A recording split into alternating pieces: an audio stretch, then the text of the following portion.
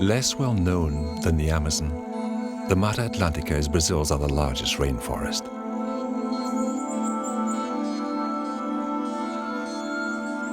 A genuine biological treasure, this forest is today home to thousands of often endemic species of animals and plants.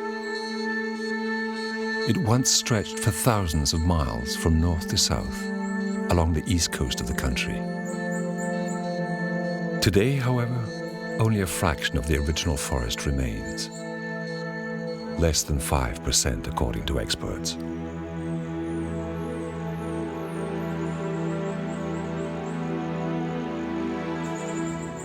Most of its large trees were destroyed long ago. Vast areas were completely stripped so that they could be farmed or replanted with more profitable varieties of plant.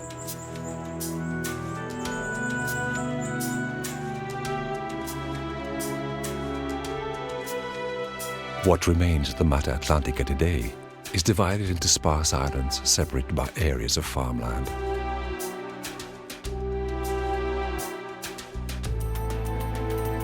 Only the summits of its hills remain covered in trees.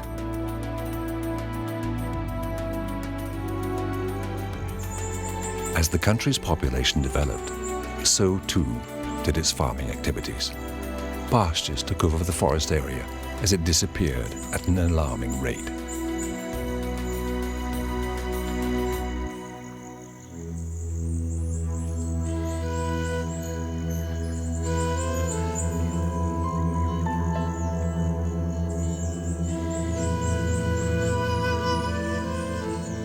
But a small part of the original Mata Atlântica remains.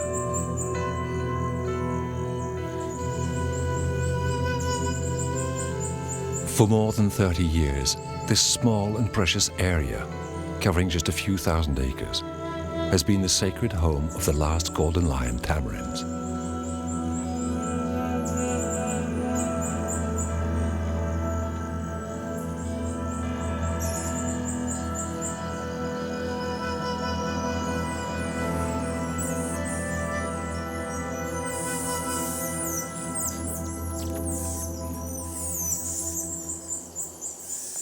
Tamarins are generally peaceful monkeys, but today we found them on one of their bad days.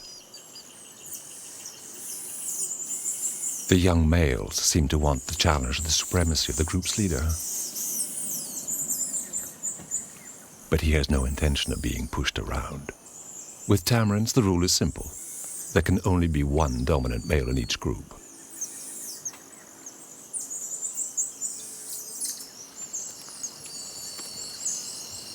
It's a rule Andrea Martins knows well. For 30 years, she has observed the tamarins in the Poço de Santos Reserve. She watches and records all of their habits and movements. My work here is to collect information on the group's movements. Every morning, I visit the different groups. I record the group's composition. If all the monkeys are still in their group, if new monkeys have been born, if someone has left the group. Since the biologist has worked for Mico-Leão-Dourado, the Brazilian Association for the Protection of Tamarins, she has seen almost 20 generations of these little monkeys. Nothing escapes her notice. No one knows them better than her. The fight comes to an abrupt end.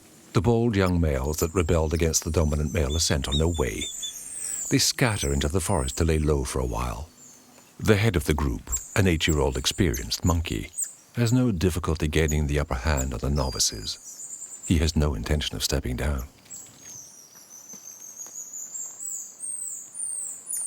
Tamarins are gregarious monkeys. Their groups are organized according to a strict social hierarchy. Only the dominant male and female have the right to breed. They are the ones that lead the group.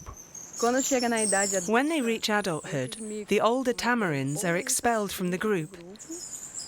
Either they leave to form another, or they roam the forest looking for a male or female to reproduce with. But in any one group, there can only be one breeding couple. Family quarrels between the dominant male and the subordinate monkeys are not uncommon for tamarins. Today, however, Andrea is worried.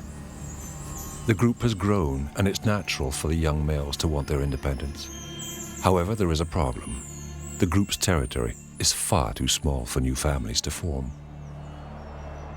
The monkeys have nowhere else to go. An impressive obstacle blocks their path.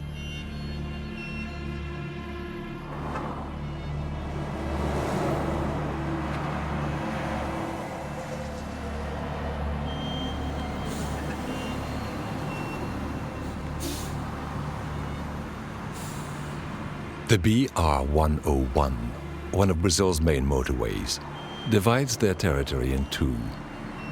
Due to increasing amounts of traffic, the road has become an insurmountable barrier. The constant flow of vehicles is impossible to cross for tree-dwelling monkeys like the tamarins.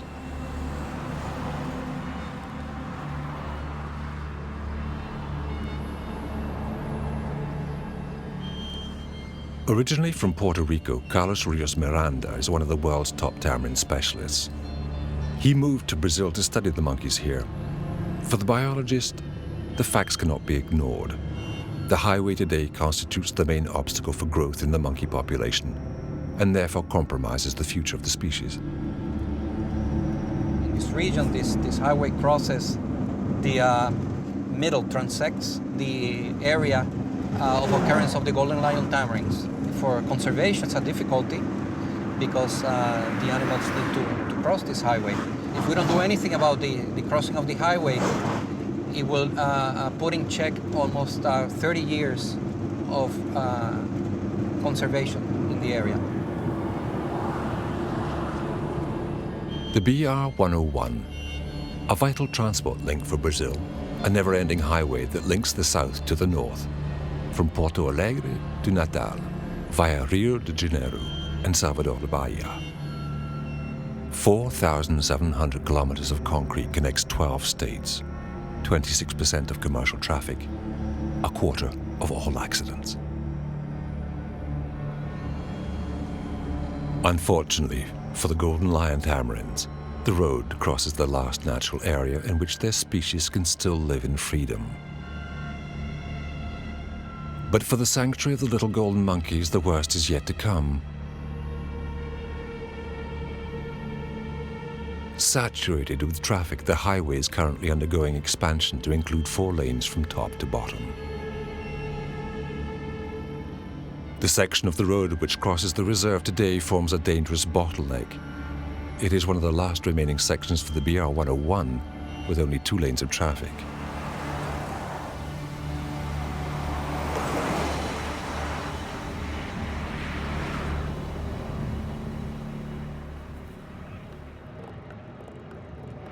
Duplication is necessary because this is a very dangerous highway right now. It's too small for all of the traffic and for its importance, so it has to be duplicated.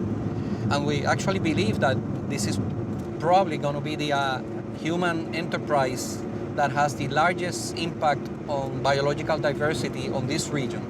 This is very important because this region is very high in endemism and in biological diversity. So it's considered a key area, a hotspot of biological diversity.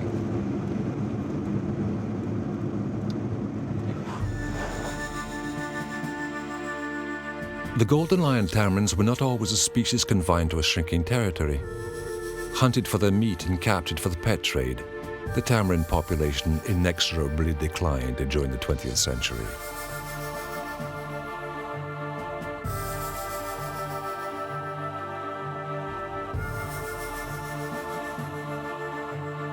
In 1970, only 200 of these monkeys still remained in the wild.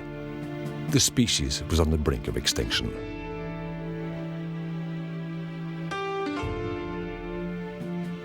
In response, a small group of American and Brazilian scientists decided to embark on a slightly crazy adventure to save the species by reintroducing tamarins bred in captivity back into their natural habitat.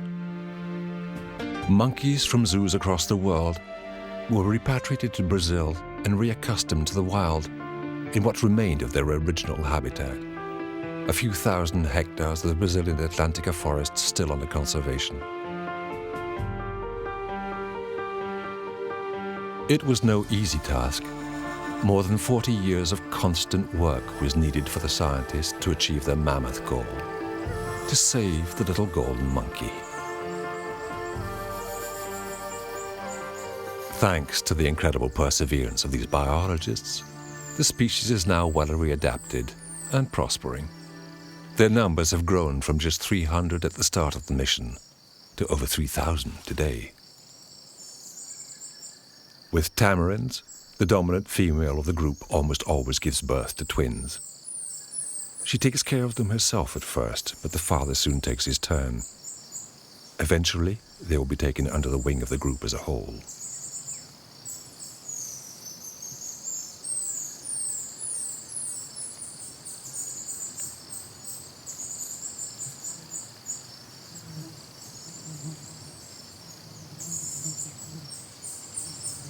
But beware any subordinate female that dares to give birth to a descendant. Just like the male rebel, these disobedient females are mercilessly chased from the group.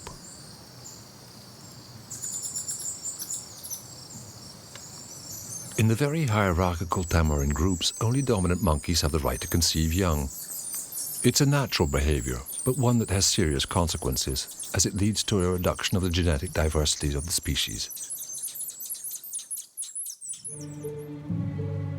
At the campus university built by the great Brazilian architect Oscar Niemeyer, there is a department dedicated to the genetic monitoring of tamarins.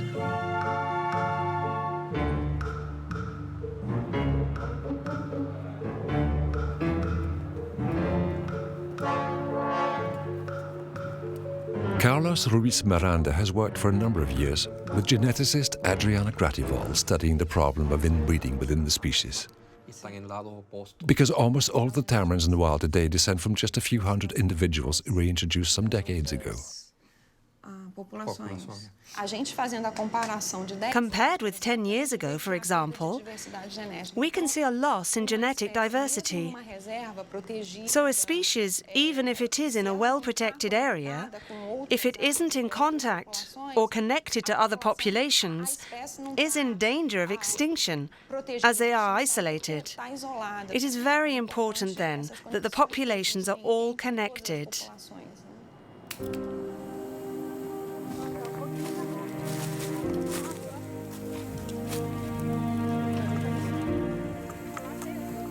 The isolation of tamarin groups in plots separated by vast areas of deforestation is one of the main barriers to genetic mixing.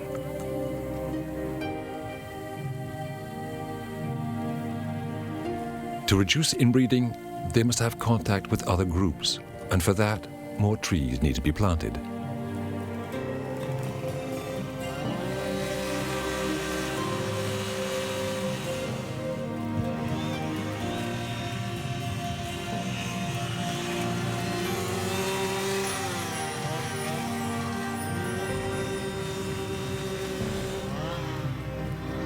Over 10 years, a dozen corridors have been created to link the fragmented plots of the Mata Atlantica.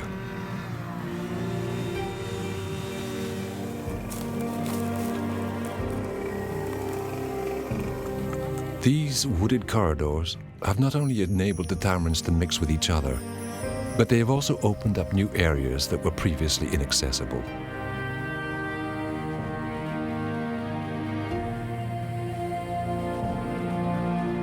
The territory composed of continuous wooded spaces hugely increases their chances of survival.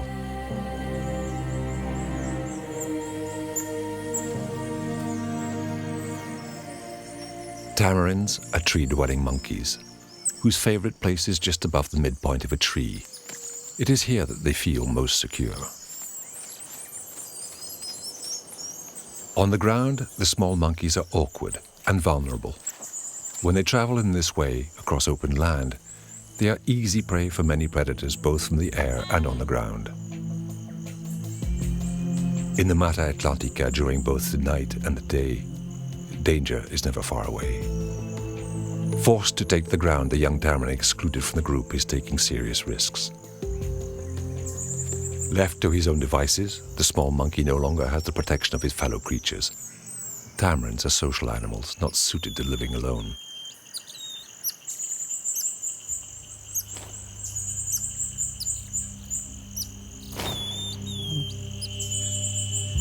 Their survival depends greatly on their group. When a tamarin is exiled from the group, their chances of survival are slim. Only 30% of females survive exclusion.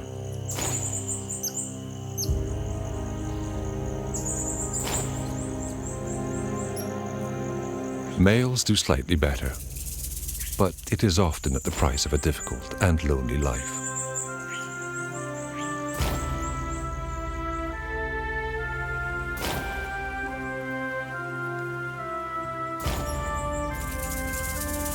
There is, however, another solution.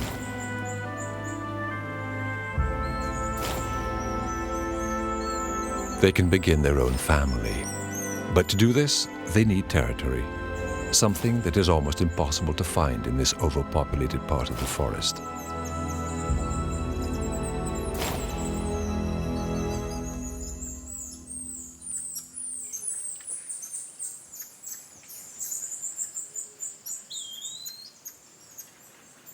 The next morning, the young rebel has managed to retrace his group. He would like to return to his subordinate place in the family.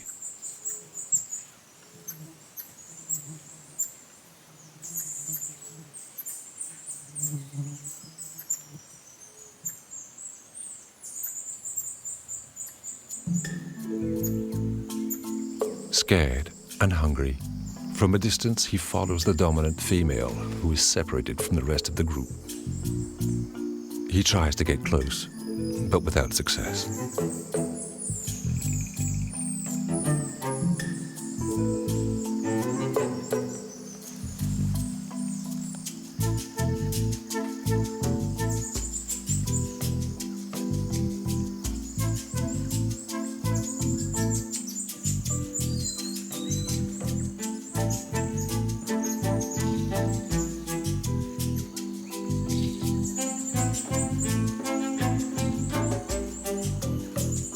The female flees as soon as he comes near, rejoining the rest of the group hidden in the bamboo.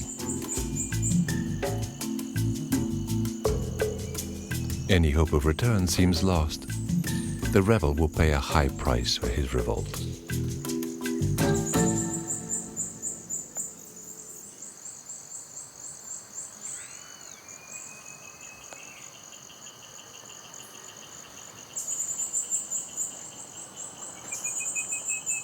Andrea Martins continues her surveillance. In every group, at least one animal is equipped with a remote tracking collar which can be used to locate the group. But for now, she's picking up no signal. The conflict has likely disturbed the Tamarin group, which has moved further into the forest than usual. Far from their normal territory, the group will not be easy to find.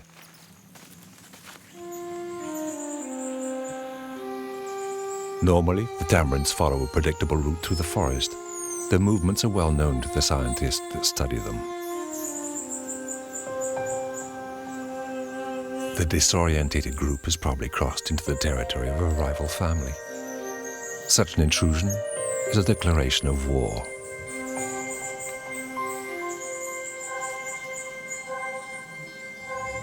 The legitimate occupiers of this part of the forest have no intention of allowing their intruders to move in. They defend their domain. The males from each group try to intimidate each other. They make vocalizations and chase each other from tree to tree, but rarely do they come to blows. The aim is to cause fear, not pain.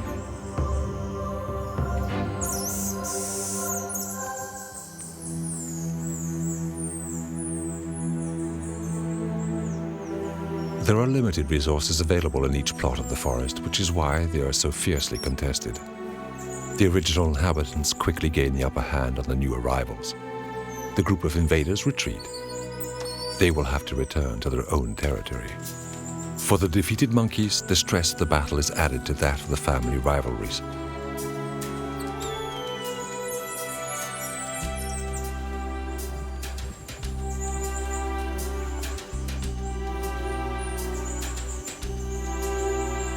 Tamarins are small monkeys which paradoxically need lots of space. They need a dense forest equipped with a wide diversity of plants. Each family group, generally composed of 6 to 10 individuals, needs at least 50 hectares of forest to live.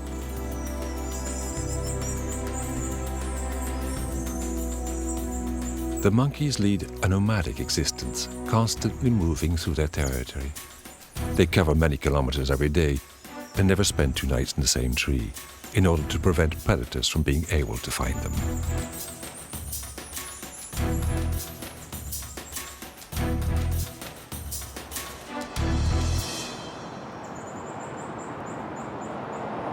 The highway has become an obsession for Luis Paulo Ferraz, director of the Association for the Protection of Tamarins. Here on this side, there's the biological reserve of Poço dos Antas, the largest symbol in the fight for the protection of the Golden Lion Tamarin. It's in precisely this location that we plan to build a crossover, a huge bridge to connect the 2 sides of the road, so that the Golden Lion Tamarins can cross from one plot to another. As you can see, the work has already begun. The hill is already under construction, but there's no sign of a passage for the wildlife, and consequently, none for the Golden Lion Tamarins either. Trapped between the highway and an increasingly fragmented territory, the Tamarins can no longer find new spaces to conquer. The great story of the reintroduction of the species is in danger of coming to an early end.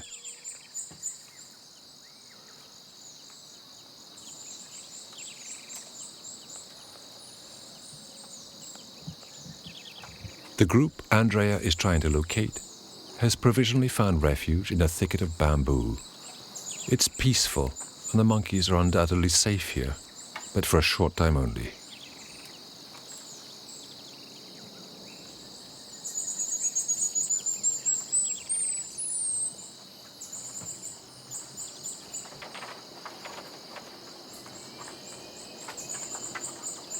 The tangle of bamboo makes a great playground for the young, but it's not a suitable habitat for the tamarins.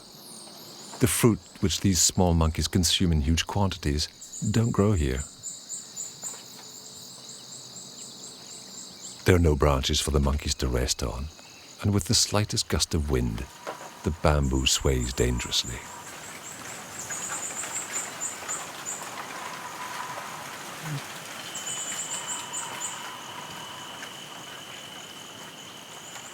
The group must regain the forest before night falls.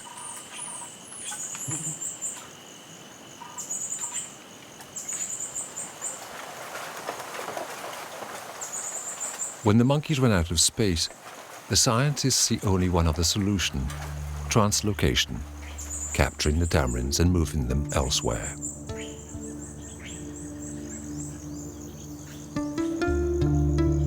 Is the forest good here? Yes, it's a great forest. It's a good place to release the tamarins. And in this area, we could make 3 translocations. Everything is connected to this corridor here, which is in a protected zone. Transferring the tamarins is an imperfect solution to the territory problems faced by the species, but it would at least enable the group to safely cross the impenetrable BR-101.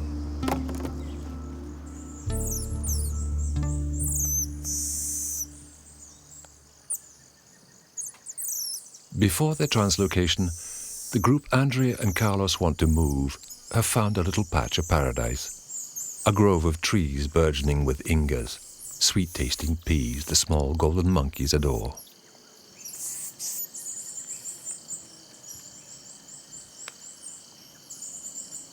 Tamarins have no fat reserves. They need to feed regularly. They rarely sleep on an empty stomach, as they lose a large portion of the energy stored during the day.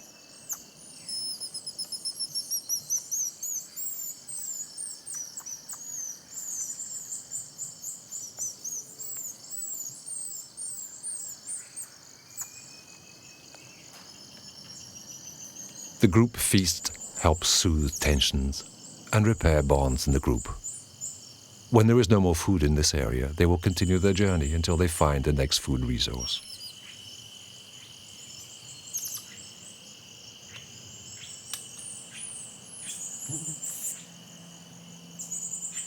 Each group visits dozens of trees during their daily maneuvers.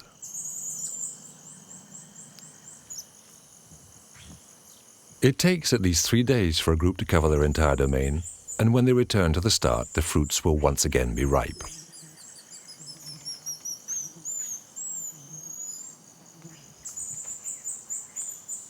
Tamarins use the resources of their environment judiciously.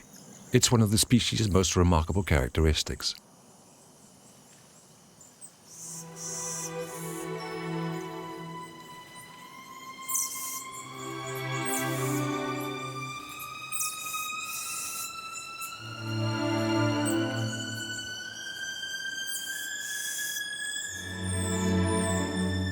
The rebel tamarin has had less luck than the rest of the family. He still has an empty stomach. Exhausted and far from familiar territory, the fugitive has taken refuge in an area he doesn't know.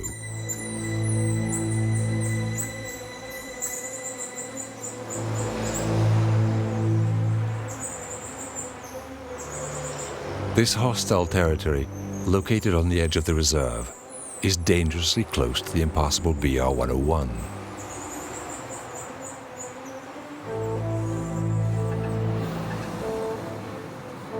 Few monkeys attempt to cross this perilous road. The scientists know that only a few individuals have managed to do so, and that most that try lose their lives in the process.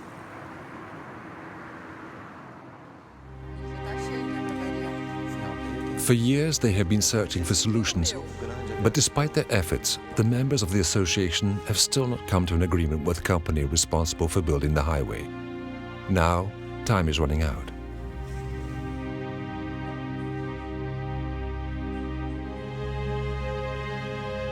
Paulo Luis Ferraz has studied the problem in detail. A simple tunnel under the road won't work. For the monkeys to cross the road themselves, the passage needs to be as similar as possible to the environment they are already familiar with. For the tamarins, the only viable solution seems to be the construction of a large bridge planted with trees. Elsewhere in the world, similar wooded structures have already been built with great success. These bridges have enabled other animal species to cross roads just as dangerous as the BR-101. The cost of the operation is now the last obstacle standing in their way. The wooded bridge must be built.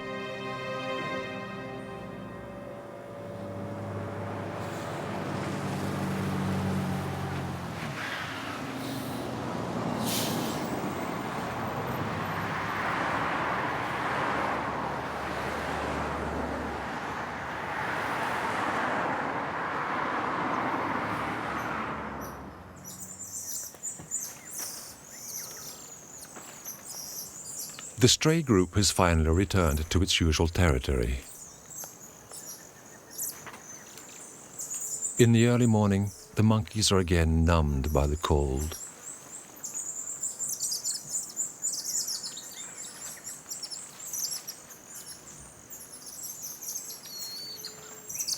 They have spent the night huddled close together in the hollow of one of their favorite trees.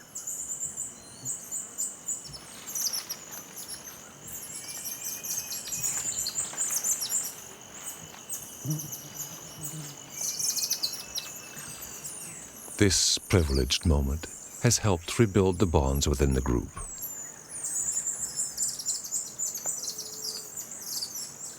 The sun is already up. It's time to begin searching for food again.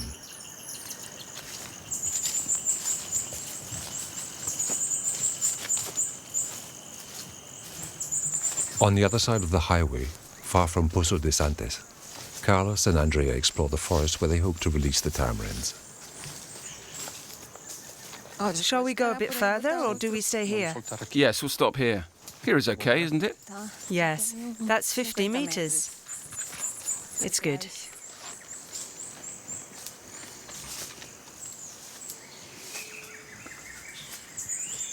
Lado direito.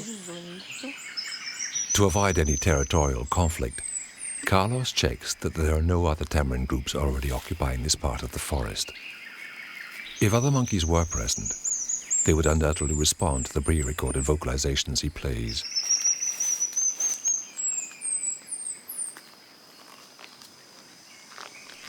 Still nothing. No response. The area seems free.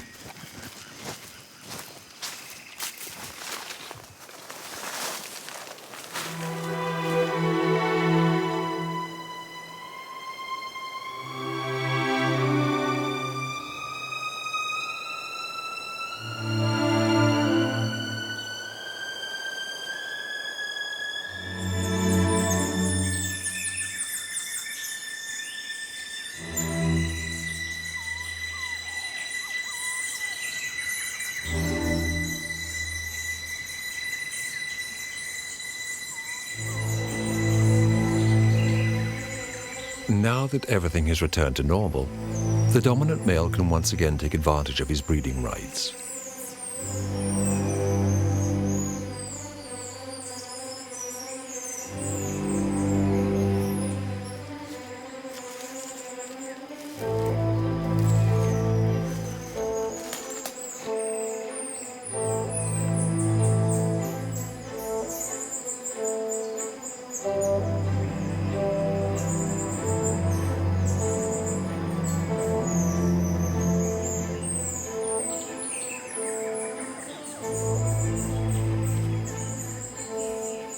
In 5 months' time, there will perhaps be new members in the family.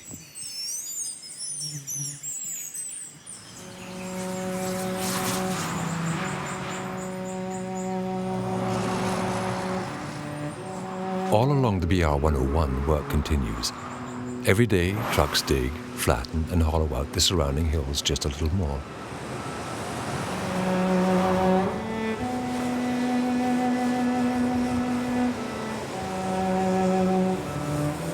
The highway is due for completion in 2017, and they are already behind schedule.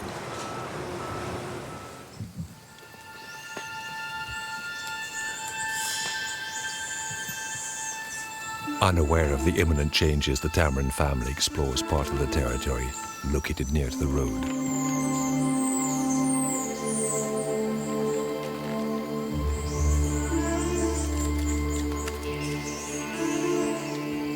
This plot, particularly rich in food, is home to many dead trunks whose worm-eaten bark is full of larvae and insects.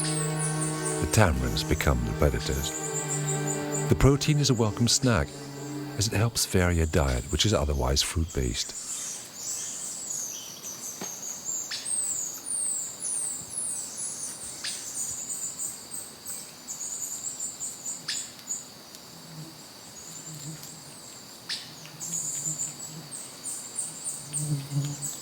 Great dexterity is needed to extract the prey from their hiding place.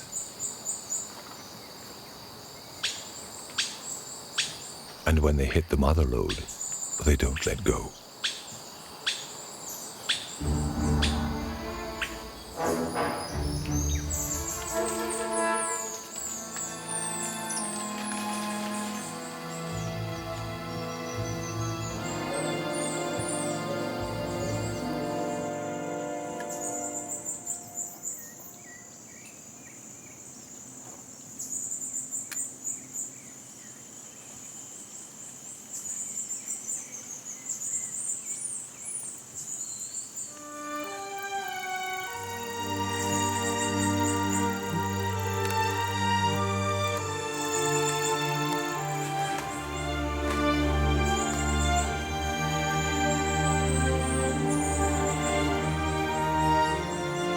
Andrea Martins has been in close contact with the tamarins for many years. She knew that sooner or later the group would return to its normal territory.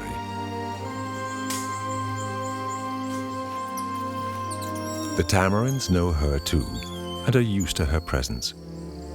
After launching a couple of alarm calls, they return to their quiet life. After the meal, it's time to rest.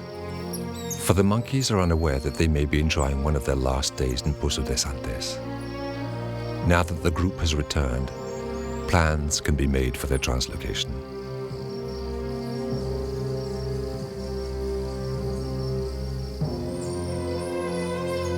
When that decision is finally taken, they will be transferred dozens of kilometers away to the forest chosen by the scientists for their new home.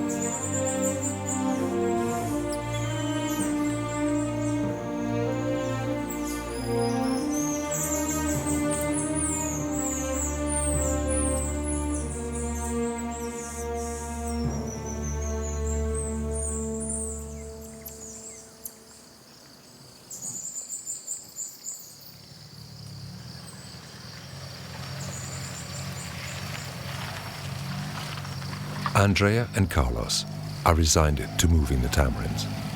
It's a last resort, but one they know will work. Vamos lá, você leva mais armadilha, porque... Essas duas você levar isso aí, tá bom? Agora cuidado com minha cabeça. 8 micos. There are 8 tamarins. We should take more cages. I hope we can catch them all. The animals in this location are not able to cross the highway and go to the other side where the other populations are. And we need connection between the two populations.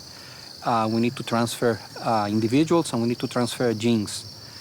So what we've decided to do is translocate a few groups from this location to another location in an area where they can interact with the animals from the other locations. They wouldn't be able to do this on their own because we have the highway impossible for them to cross. Cages are laid out on the platform so that the monkeys get used to eating bananas here. It's ready. Even a fly would set that off. There are no banana trees in this forest, but the tamarins are so fond of them that they have become the bait of choice. Why are you doing all that? They're not used to it.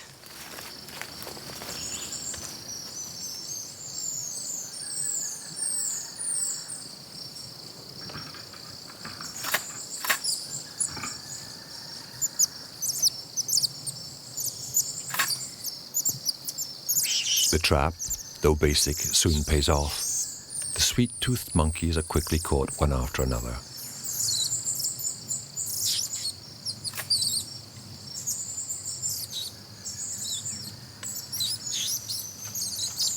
However, some of the members of the group are still missing. The disappearance of the young male exiled by the dominant male is no surprise, but the absence of the breeding female puts the whole operation at risk.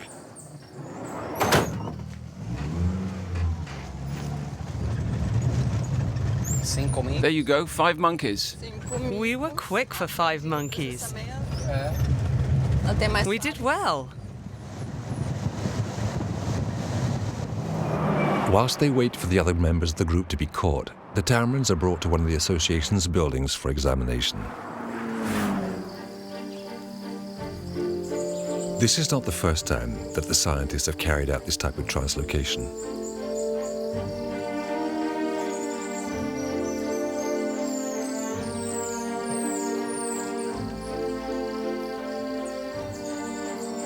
Previous missions have generally been successful.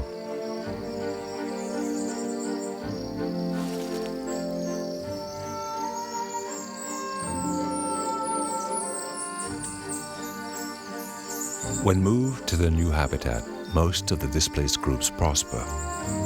The young males that leave the group find enough space to start their own families.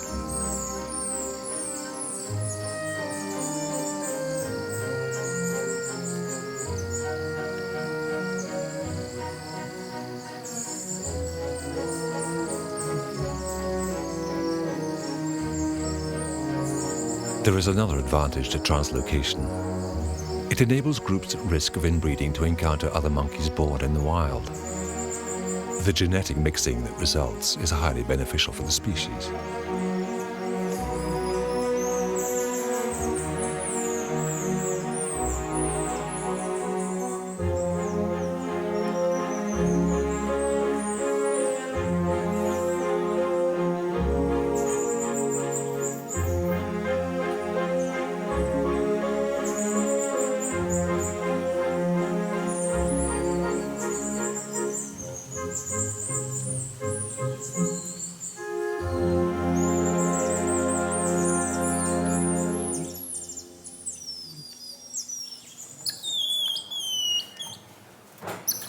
Before being taken to their new domain, the captured tamarins undergo a full medical examination.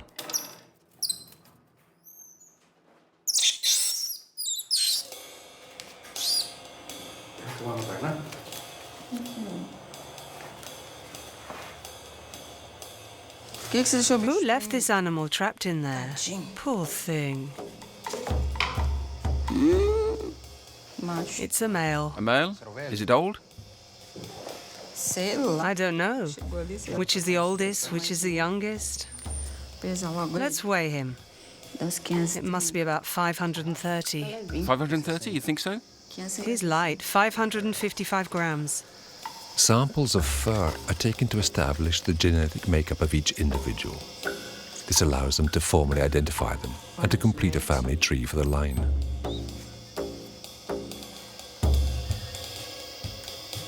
Six centimeters. The tip of the lower canine is broken. Okay.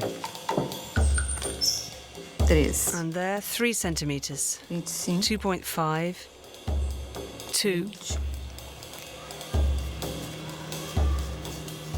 The information collected is carefully recorded in a separate medical file for each animal. Those not already registered are given a name, which is tattooed on their leg.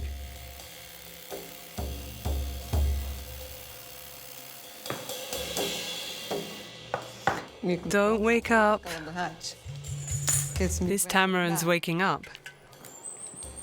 Some of the monkeys will be given cutting-edge radio trackers to help Andrea locate them easily in the forest. Calm down, calm down. If I can't take it off, you can't either. Brilliant. You're a new monkey now.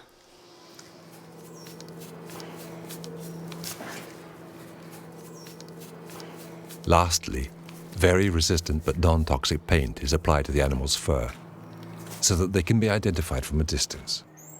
The tamarin will just be a slightly less golden lion.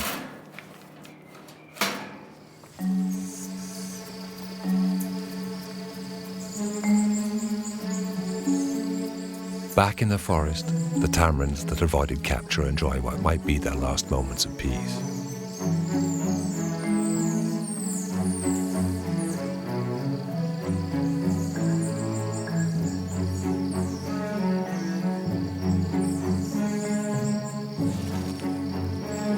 As with many primate species, grooming plays an important role for the tamarin groups.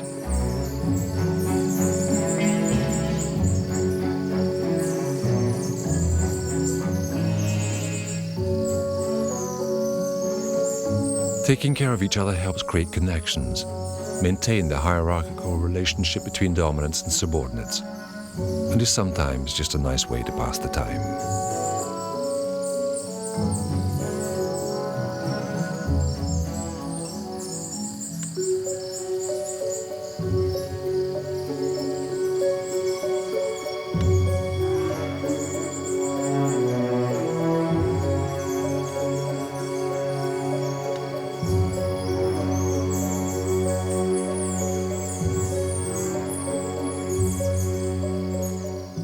until they're disturbed.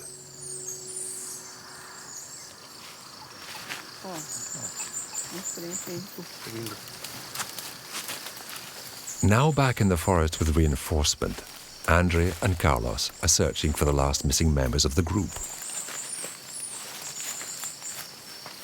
They inspect the hollows of the trees, the tamarins' preferred nighttime shelters.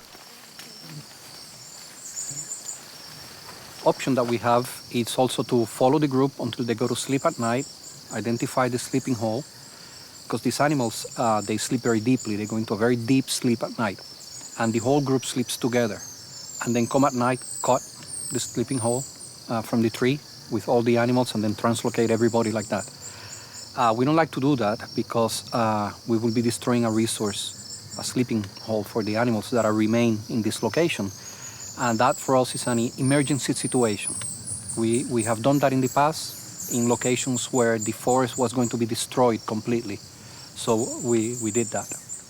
But now we can be patient and we can work with capturing and translocating without destroying an important resource for the monkeys, which is the sleeping hole. The members of the group that weren't captured seem a little disorientated.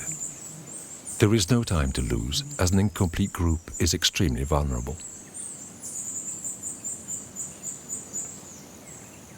The priority is to catch the breeding female, as without her, the group has no hope. But she's nowhere to be found. Translocation will have to wait for another day. To guarantee the survival of the group, the scientists have no choice but to free the animals they did manage to catch.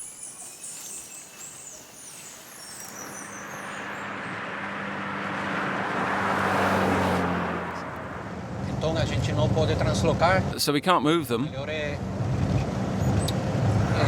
We should release them and follow them to make sure they go back to the breeding female and the young male that stayed behind. Then later, we'll try to catch them again, but the whole group this time.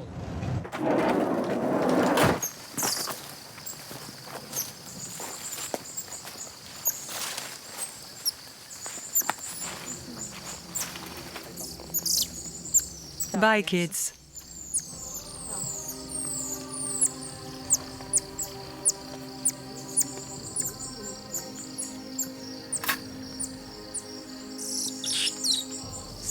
On you go, little one. Go on. Sai. Pode ir. On you go, you're free.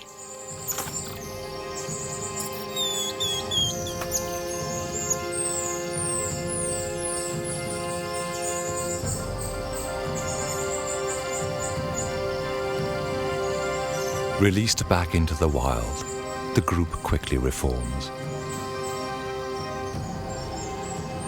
A few weeks later, the process is repeated, and all the monkeys are caught.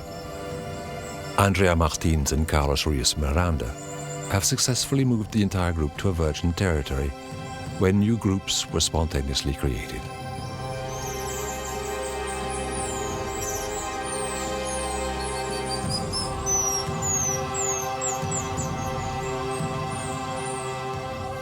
Translocation, even when successful, is only a temporary solution.